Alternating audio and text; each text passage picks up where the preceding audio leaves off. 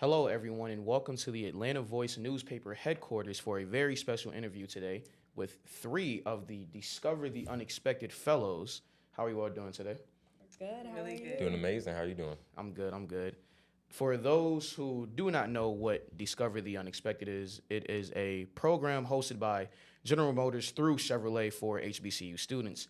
Every summer, General Motors invites a group of HBCU students that are majoring in mass media or business to join the Chevrolet team to work with content creation or on the business side of operations. General Motors is also in partnership with the National Newspaper Publishers Association, or the NNPA, and the fellows get to work with black newspapers within the NNPA as well. Firstly, I want to ask you all, what HBCUs do you attend? What are your names? And what kind of fellow are you? My name's Brielle Smith. I'm a journalism fellow working directly for the Atlanta Voice, and I'm a spring 2023 graduate of Howard University with a degree in public relations. Hi, I'm Solomon Hayes, also a journalism fellow, working directly with Houston's Forward Times. I go to Morehouse College as a rising junior, and I major in computer science.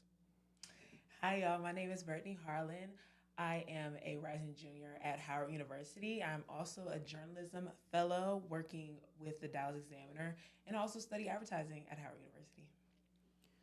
Can you all talk about how excited you were when you all had found out you had been accepted to DTU?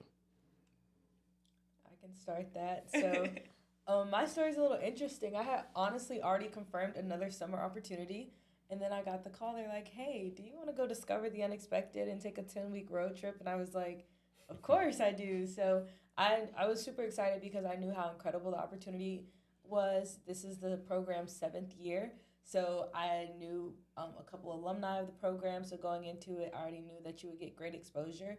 For me, as someone that's in the communications industry, into the journalism world, we also have another side of the program of marketing fellows. We get a little glimpse into what they do. And so, as a public relations practitioner, it was almost really cool to work on the other side because we work with marketing execs, we work with journalists. So now I get to put myself in those shoes and then also do the content creation aspect.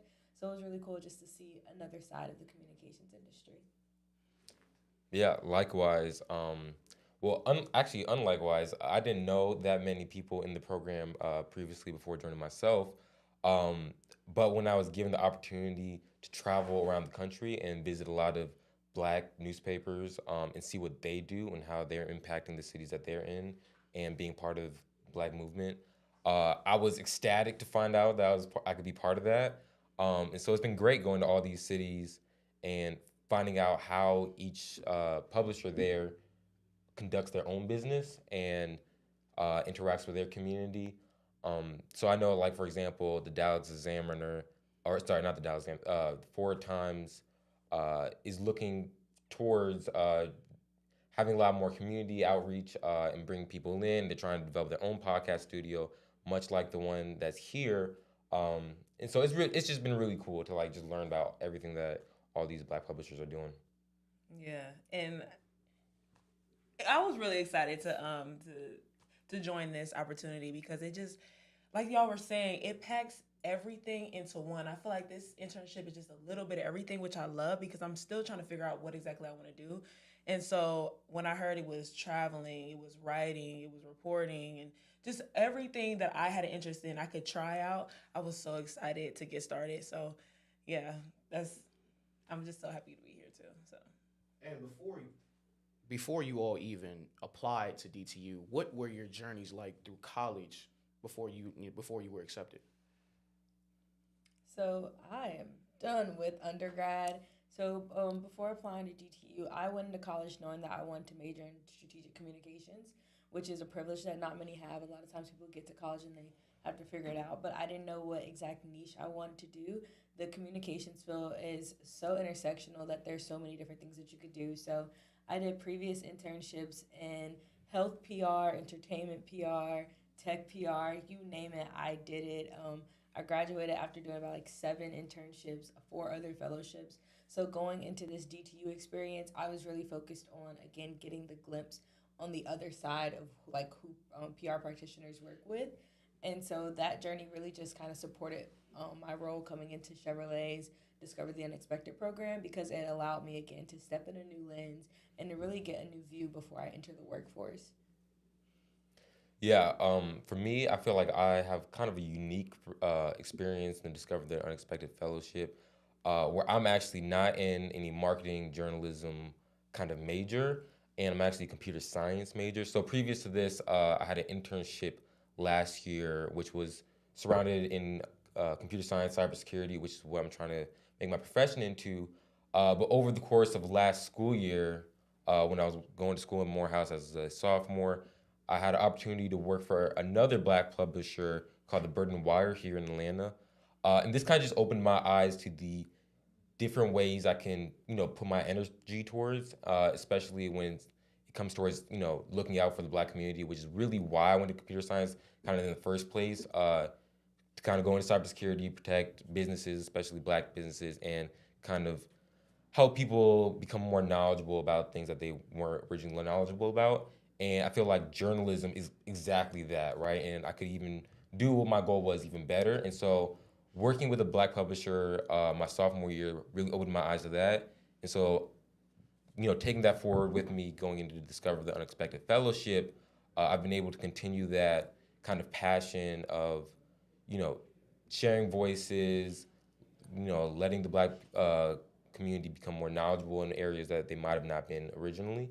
Um, and so it's been a long process for me, trying to find out ways that computer science can even intertwine with journalism. Um, and so it's definitely an interesting process. And like, I know for me, like before coming into this internship, college has been like a rocky road for me. Trying to figure out exactly what I want to do and what I'm passionate about. That was like my main goal coming into college. And so I've done a lot of different things. I've tried to figure out I've tried to figure out how to find my passion. So in turn, I've done so many different, I've tried so many different, what word am I looking for? Your niche. Right, trying to figure out my niche, needs. yeah. I'm sorry, trying to figure like my needs and trying to figure out what. So basically, what I'm trying to say, it's been a rocky road, and like this internship has been really helping me out because it's so many different things, and so this is perfect for me because I can do so much and figure out what I want to do in a short amount of time, so that I can have an idea of what I want to do long term as a career. Last year, I'm gonna go out and say that I was a DTU fellow last summer, and we got a chance to work with the Chevy Bolt EV. However, that's a little different this summer. What vehicle are you all working with? And can you tell me a little bit about the vehicle? So we're in the 2024 Chevy Trax, and that vehicle is super cool. We've been driving it around now from Dallas to Houston to now here in Atlanta. And something that we really love to boast about the vehicle is that its price point starts at $21,000 and it stays under $25,000 for its highest trim. So you get really cool features like wireless CarPlay, wireless charging. You get a luxurious 11-inch screen in the vehicle. Some really nice things for a really low price point. So for people in our age group, between the ages of 18 and 30 who are just now starting and getting into cars, it's an amazing car for us. So driving it around has been really cool. We get to let the sunroof back, so it's got really cool features. The car feels luxurious, and it stays under a nice price point, as well as with a nice mileage, a MPG on it. Yeah, just a second. All of that, honestly, it's been a very luxurious car, but from an affordable standpoint, just as far as like if this is if you're looking for a car to be a great starter car, that's an affordable car, but also like gives you a great feel and all the great modern day features that you want or are looking for in a car. This is that. The Chevy Trax, encapsulates all those great things.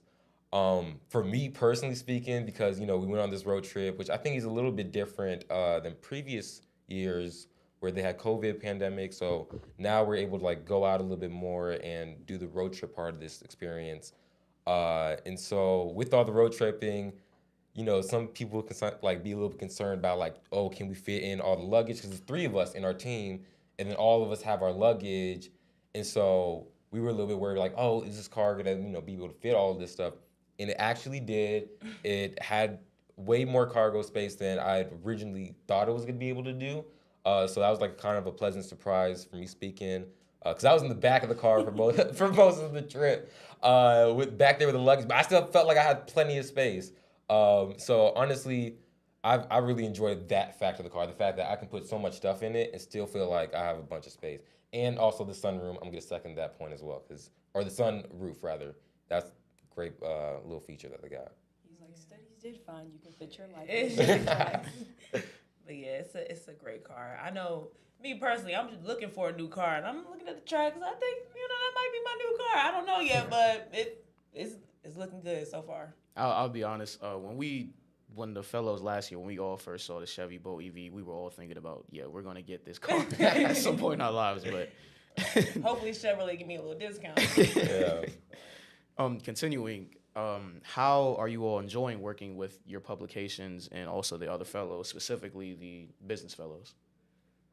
So it's a two-part question. So working with the publications has been incredible. Y'all, it's our first day at the Atlanta Voice. We got here, 3 hours ago? Yeah, And literally. they put us on a podcast. So it's been such a hands-on experience. We're not the interns that go and grab coffee. We're in the studio. We're actually on the ground doing what we're coming here to get trained for. So that's incredible. And then our exposure to the marketing fellows happened. So we've had we've reconvened at the NNPA conference, at our initial opening ceremony in Detroit, Michigan. So we've gotten more interaction than I expected with them. But again, they are part of the DTU fellow no matter if we're on different tracks. Because those girls, they're all girls. There's 4 girls on the marketing team. But I love those girls to death. We hang out like crazy. So we still get exposure to them, and we get to hear and learn about their experiences. And that's kind of how we're learning from the marketing side, because we're learning what we're doing. This past weekend, we just got back from Seattle, Washington, and we went to MLB All-Star Week, and we went to the All-Star Game where Chevrolet hosted activations. But our marketing fellows were the ones that were actually sitting in those planning rooms, planning the activations. So when we went, we pretended to be secret shoppers, so Chevrolet didn't know that we were interns from them, but we're walking around these same activations that not only did our marketing interns plan, but that they helped execute and bring to life on a national stage. Always great answers from Real. So it's always super hard to follow up after those. Well, let me first off start by saying all the fellows, both marketing and journalism fellows, are incredibly, incredibly impressive young students from HBCUs across the country. And so being a part of just a fellowship with just such amazing people is an honor in my own eyes. So that's in and of itself, really awesome, becoming, friends with all these people, getting to know a lot more about them, and kind of starting to build that foundation for lifelong, friends, and, just having that strong Black network, right? So when the other opportunities come up in the future, you can be like, oh, I know somebody that does exactly that. Or, it's always good to just have people in your network who can do the same for you, and so you guys can look out for each other. As far as the experience itself and going to all the publishers around the country, so we've been to Dallas, we've been to Houston, and now we just got here, like Brielle said, to Atlanta today. But it's been an awesome experience everywhere we go. I love the fact, again, to Brielle's point, that it's been very hands-on. They've had us explore the cities that we're in, because it was my first time in places like Dallas and Houston. I go to school here in Atlanta, so the city isn't as new to me, but Texas was very new to me, and so a lot of our assignments were, for example, in Dallas, we had one assignment where it was called Hidden Gems of Dallas, South Dallas. And so we had to go around and find and do stories about these hidden gems. I felt like that was a great assignment, because from a personal level, I got to know a lot more about the history of Dallas, especially the Black history of Dallas, and then even being able to publicize and let other people know who might have not known about these places, give them an opportunity to learn about their own city. And likewise, it's been the same everywhere we've gone. It's been very hands-on, and we're just, like Brielle says, we're not going to get coffee for anybody. We're really doing work here while we're on the fellowship. Yeah, again, y'all covered everything. Y'all said great answers. The only thing I wanted to touch on that I noticed with the publishers, I love how they are looking to us for more ideas. I think a lot of people, when they have something going, have a business going, they don't want any new ideas. They kind of just want to stay doing the same thing that they've been doing. And I love how our publishers are really working with us to want to know ideas. Like at Forward Times, they are asking us, what are your ideas when it comes to like making a business plan and things of that nature? So I really appreciate that. It makes you feel like, you're leaving your footprint, you're leaving your, print on something that's bigger than you. So yeah, I just want to touch on that. And then everything y'all said about the fellows and stuff, I definitely agree on that. Like very talented people that we're working with, and it's an honor to be here.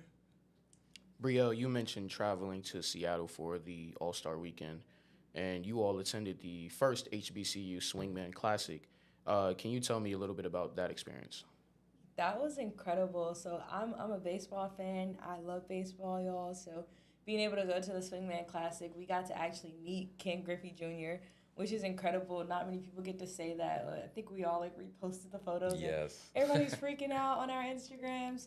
But that was just incredible because, again, like we're standing at the forefront of history, and to be journalists on the ground, being given this opportunity by the Black Press and NMPA, it was just such a cool opportunity to cover it. We got to meet a lot of HBCU players, and we got to interview them. So this is our upcoming talent as well that we got to talk to. And then we even got to have some behind-the-scenes conversations before the game where we talked about how we want to see more diversity in the sport and how we want to amplify, taking what Ken Griffey and other partners have done and put HBCU players on this stage for a national view, for others to see their talent. Now, how do we showcase this talent and take it to the professional level? So it was really exciting conversations, again, similar to conversations that we're having about the newspaper, about how are we going to continue to highlight and cast light on the Black audience, on our Black athletes, and on our community. Yeah, just to reiterate, it's an honor to even be part of the Swingman experience. Of course, it's the first year that the Swingman Classic has been put on, where they grab the best players from HBCUs across the country and have them compete against each other. And this honestly comes at a time where MLB, historically speaking, is at one of its lowest as far as Black viewership and even Black participation on the rosters. And so this kind of event was kind of brought forth at a time where they're trying to, bridge that gap and bring, they notice how important it is to incorporate the Black community into their sports. And so that's kind of what this was trying to do. And so from a journalist point of view, it was amazing to be able to, document this historical moment where a lot of, getting to meet a lot of the players before and after the game, because we got exclusive interviews with the players before the game at batting practice as they were prepping for the game. And then even after the game, we got to talk to some of them just about how they felt and how honored they were to be part of this experience, being the first ones to do something like this and, be representatives for their HBCUs and even the Black community as a whole. And then even for ourselves, we are even representing the Black community to some extent when we're being journalists and, recording this history. So, it was an honor for, I feel like, everybody involved. It was a really impactful moment. I think the players knew how impactful it was. I think a lot of the journalists knew how impactful it was. MLB, Chevrolet, a lot of people that did activations during the time, they knew the real importance of what we were doing. It wasn't just, some entertainment for game. It was a very, real moment, and I think people really took that in. Yeah, it's crazy for me because before this game, I had no interest in baseball whatsoever. Like, I'm gonna be honest, I had no interest in baseball. I didn't watch the sport or anything. Shout out Solomon for giving me a crash course on how to play before the game. And once I went to the game and I was actually looking and watching and seeing just the purpose behind the game. It's a regular baseball game, but also it's what are we doing for the Black community and how is this giving HBCUs a platform? It's just all of that going into them watching, it just makes it it just makes it very powerful to watch. And so watching the game, it was just an honor to be there and seeing, these players get the recognition that they deserve because, again, HBCUs, they're looked over a lot. And then having the opportunity to talk to them after the game was a phenomenal experience. I kind of like get kind of emotional, like thinking about it because it's just hearing the passion in their voice and just explaining what this means to them. Like it's more than just a win. So, yeah, that was my experience. Being that you all attend HBCUs and you attend some of the most iconic HBCUs, Howard and Morehouse, can you all talk about what it means to be an HBCU student and be in this program? I feel like I always start. I mean, yeah, we can I switch feel the like we're order in a if class. you want. So, okay, being an HBCU student, oh man, it is.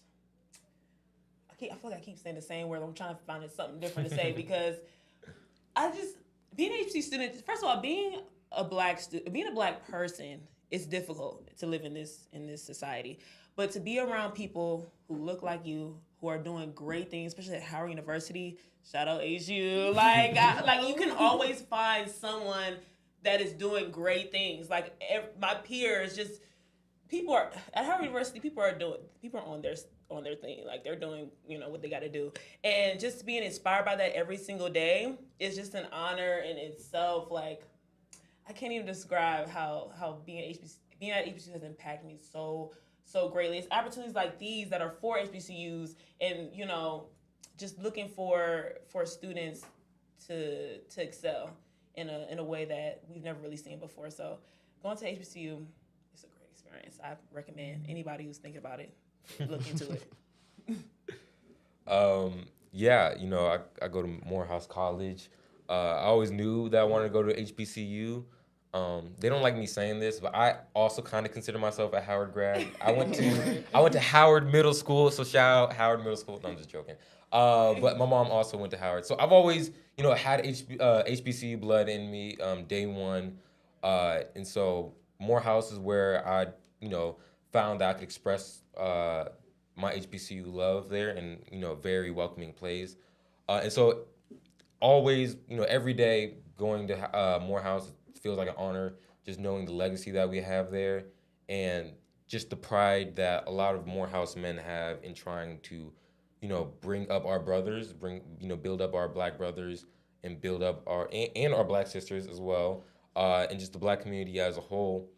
And they work really hard to try to create an environment for us to thrive, feel included, feel like, in the rest of the world and being like a black person, I'd imagine at a PWI or at even I've gone to many high schools, but in the wider high schools that I've been to, a lot of the time, you're thinking about just the fact that you're like one of the only black people at the school, and that's kind of like you got to think a lot more about what you're doing, how you're presenting yourself, because that you're representing your community, and so going to HBCU, it's very different as far as like you just feel like you fit in, right? Like everybody there is like you to some extent, but it's also not a monolith, where there's such a variety of people, a lot of people interested in a lot of different things, a lot of passions, and so it's always, it amazes me every day when I go to Morehouse, just how cool of experience it is, and they provide experiences like this and build you up to do things like what we're doing today, and go out into the real world and use your black excellence in the real world to build up your black community. Yeah. For me, coming out of high school, everybody's like, choose an HBCU. Similarly, I went to a high school that was all white. I actually went to boarding school, and I only lived with 2 other black girls in my dorm, 3 including me. And so I knew, like, I was going to HBCU as soon as I got out of there. And when I went, I was so pragmatic about college, y'all. I thought that it was just like, why are we celebrating high school graduation if we just got to go to college?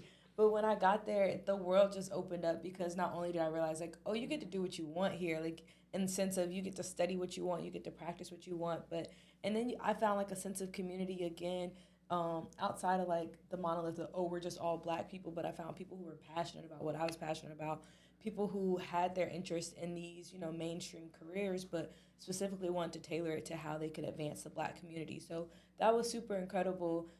So being an HBCU grad, attending an HBCU, it meant everything to me. It was one of the best 4 years of my life, regardless of COVID or anything else that was thrown my way, because it definitely gave us a foundation. And not to get too heavy in politics and what's going on right now with the Supreme Court's ruling on affirmative action, but it really teaches you where home is, and it teaches you where your spaces are here in the world. So, And I'm happy that you mentioned the Supreme Court and the affirmative action, because even though you are here to work with Chevrolet and promote their vehicles and help these publications out, you also are given a platform to speak about topics like that, correct? So have any of you done anything to speak about the politics going on in America right now? so we've done other like podcast interviews, and just really more so had more conversations again because we're trying to reach our audiences, which may not necessarily be in print all the time. And so we've done a lot of more digital interviews and digital like messaging regarding things from the affirmative action rulings to abortion rulings, so where we can really just have our opportunity to put our voice out there. And I think like one of the biggest things, I guess, on my end that I've been trying to stress through this is that, let's not let what the government is saying almost deter us in a sense. Let's not let it, tell us how we should be valued or how we should value ourselves. Regardless of what's being said, let's still recognize that we have power, we have voice, and that we have the opportunity to go out there and know that, being Black is not what gets us through the doors or what makes us successful. It's the fact that we still have the work ethic, we still work hard. Growing up, I'm pretty sure all our mamas used to say, like, you got to work twice as hard to get half. Yep. And that's something that we do. So it doesn't matter what a judge says, what a Supreme Court says. They're not a reflection of our community, and they're not a reflection of our capabilities. And so as long as we keep that in mind, that's something that I really want to stress. We can't go backwards and change what has been said and been done by them, but we can continue to motivate people in our generation to not take this as a defeat and not take this as something that tells you to give up. Keep fighting and keep working because your dreams are still in reach. I sound like a preacher. I know, right? Again, it's super hard to follow after Brielle, always. So I'm going to second just most of that and just really emphasize the fact that, just on the affirmative action standpoint, it is us that get ourselves through the door. And although affirmative action was put in place for rightful reasons and, trying not to get too political, I don't think it should have been taken away. But that's not the only reason why Black people are going to college, especially at PWIs and other places that aren't HBCUs. Affirmative action is not the only reason we were there.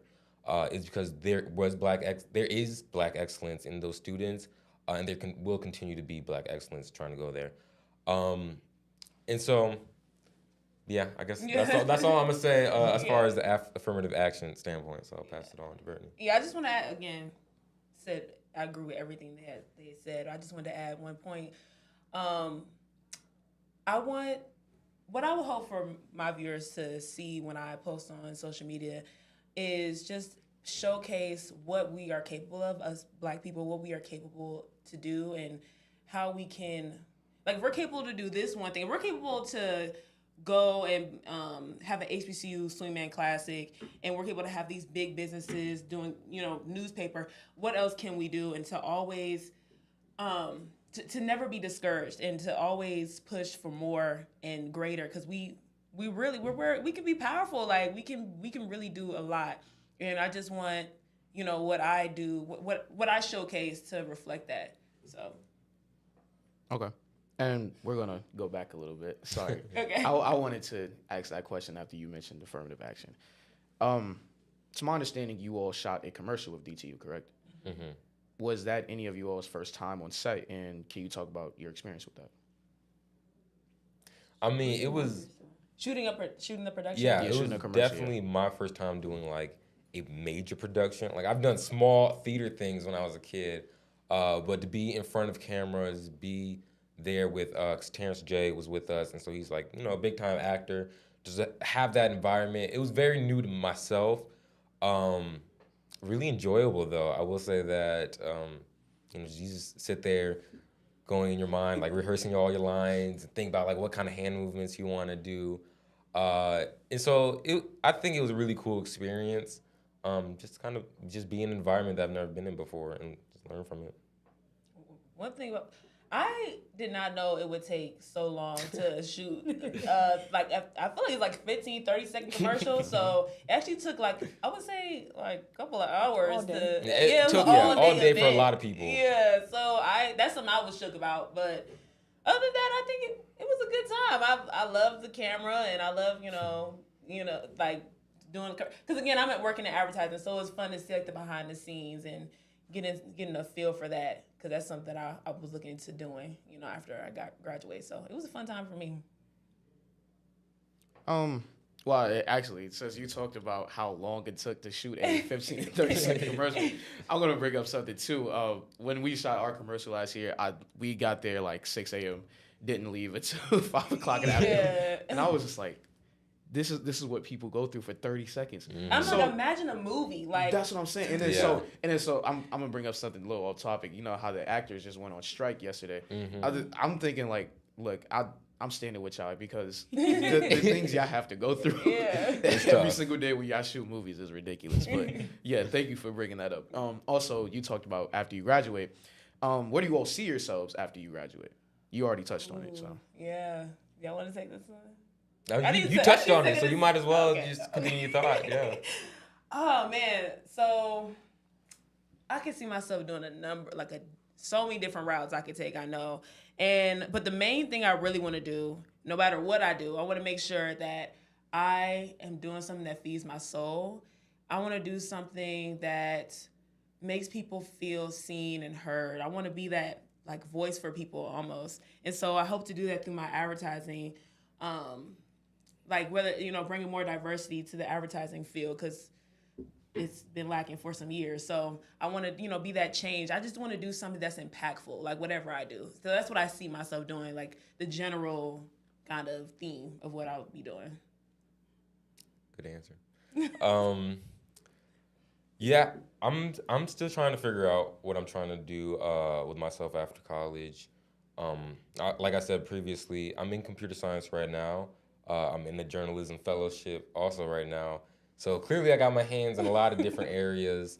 But I think what it really boils down to is I want to bring benefit in some kind of manner to the Black community, and not only to the world, but focusing on right now the Black community and eventually expanding out.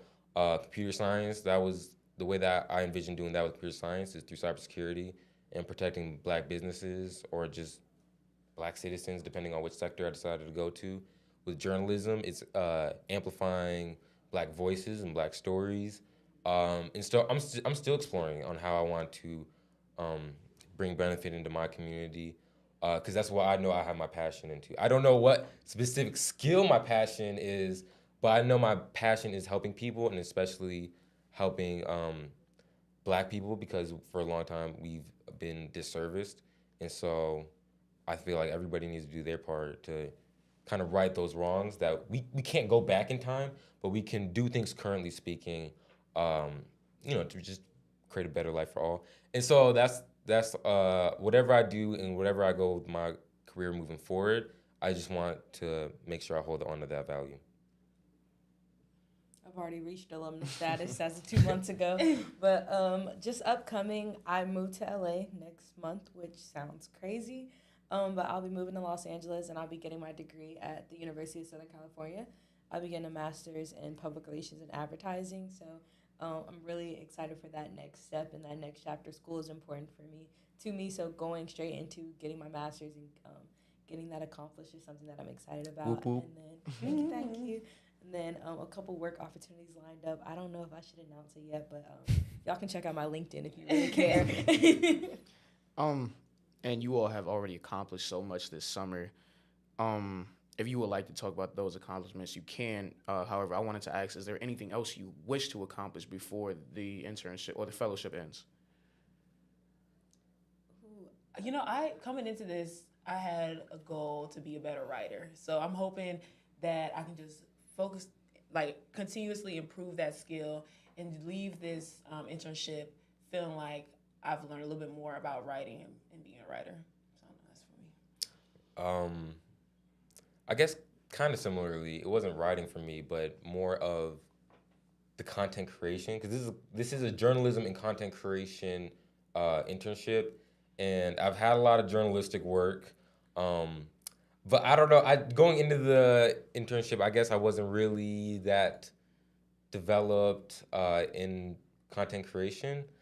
So I've been learning a lot more about how to get a little bit better at that, thanks to especially Brittany. She's giving me a lot of crash courses. So, I mean, that's just one skill that I'm trying to continue to develop before the end of my time in the fellowship. Yeah, I would say that I came into this goal with a focus on the experience. They said discover the unexpected. And I told them that I'm coming in there open to everything. So the experience is definitely something I've gotten again. Just being able to see what it looks like on the other side, public relations practitioners. This is who we work with, the journalists, the marketers, the content creators. And now I'm in those shoes, so it's giving me great perspective that is going to be invaluable that I take into my career. Lastly, what is one thing that you all have learned from this fellowship? Yeah, I'm definitely not starting this one. I'm just trying to think. I say only one thing. Mm-hmm. What have I learned? So it's me. Okay, well, I guess I'll go if everybody else needs time to think about theirs. I think one thing that I've learned is that, I mean, obviously, I've learned a lot of things. This is a whole internship, and we've gone all across the country and spoken to so many different kinds of people. There's just a lot to have learned. So to choose one thing, I feel like is why we're kind of struggling a little hard, because there's been a lot. But one thing for me is that Black excellence manifests itself in a lot of different ways, right? And obviously, I kind of knew that, but kind of just getting more of like an in-person visual on Black excellence in different avenues has been fascinating to me, because not only have we met a lot of amazing publishers and writers, but content creators is a whole other kind of like, although it kind of deals with journalism, it's still its own kind of like niche. And so seeing a lot of Black excellence in that, we've met a lot of people like in sports, and so seeing Black excellence in sports, seeing Black excellence like in administrative like school systems, because we visited a lot of like schools when we went to like do assignments in Dallas and things like that.